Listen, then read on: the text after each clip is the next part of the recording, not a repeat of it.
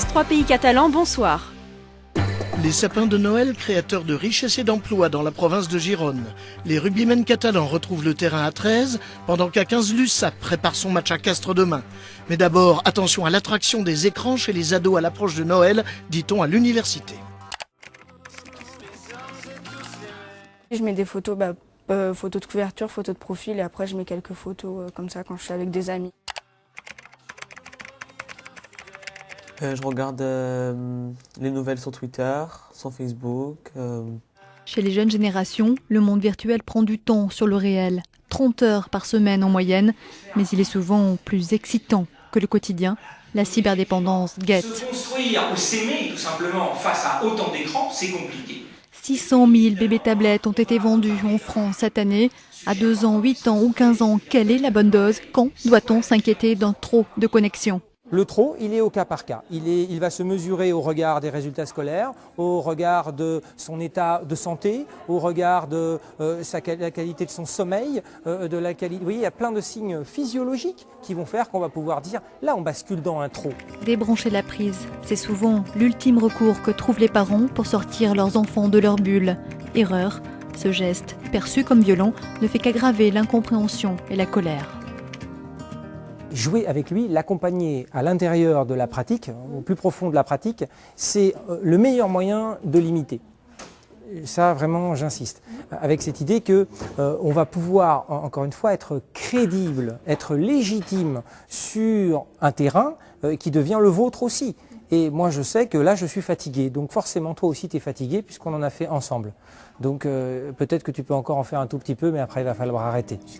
Et qu'importe si l'envie et l'énergie ne sont pas toujours synchro, la crédibilité informatique comme un label vaudrait aussi en l'absence des parents.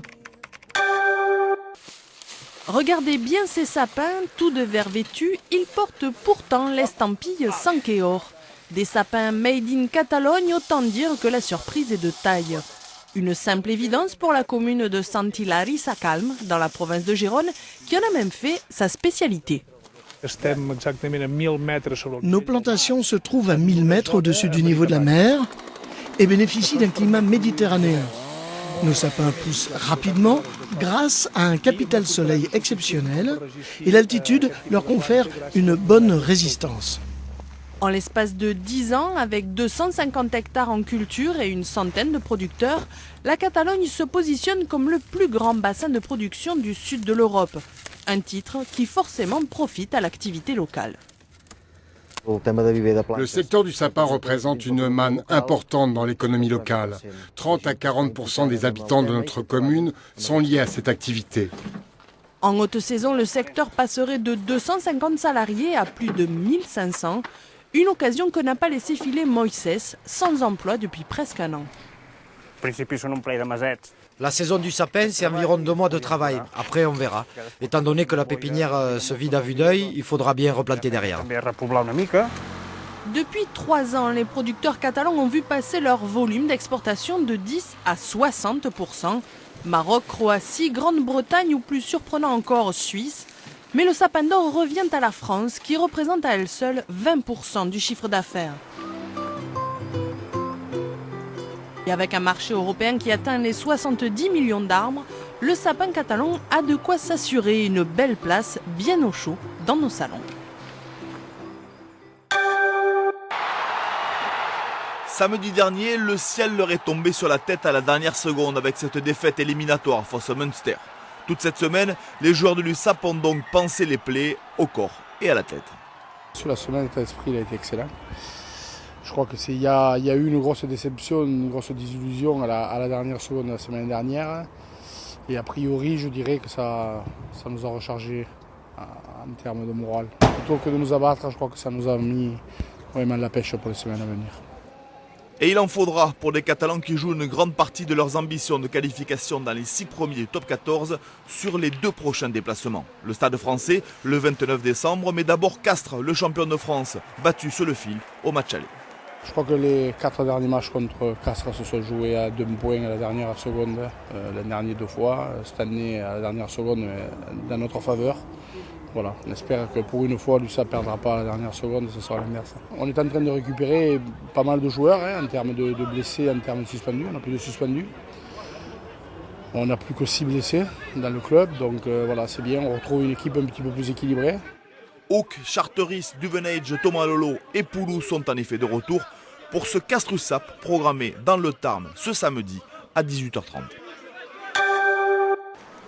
Excepté 2 joueurs, Yann Anderson et Michael Oldfield, les Dragons sont au grand complet. Après une rupture des croisés en avril dernier, on note le retour de Jason Baitieri. Depuis le 12 novembre, le numéro 13 des Dragons refait partie du groupe. Ça fait 5 semaines maintenant qu'on s'entraîne. Ouais. Et comment tu te sens physiquement? Physiquement, de mieux en mieux. Je prends confiance.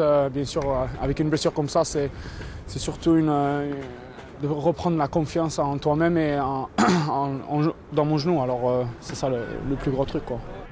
Une première moitié d'intersaison compliquée du fait de la participation de 20 joueurs à la Coupe du Monde. Ce matin, c'était l'heure d'un premier bilan après 5 semaines préparatoires avec la Légion étrangère.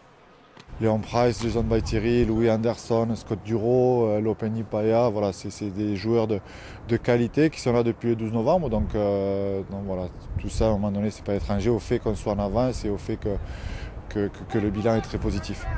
2 matchs amicaux sont planifiés en terre catalane, le premier contre les London Broncos, le deuxième contre Widnes. Ce soir à 21h au Centre culturel de Cabestany, panorama des meilleurs courts-métrages primés dans les festivals européens, une soirée unique en France. Voix d'homme ou voix d'enfant, l'archipel des chorales revisite le patrimoine du chant religieux samedi à 16h et 18h30 au Campo Santo et dimanche à 15h30 en la chapelle Saint-Dominique.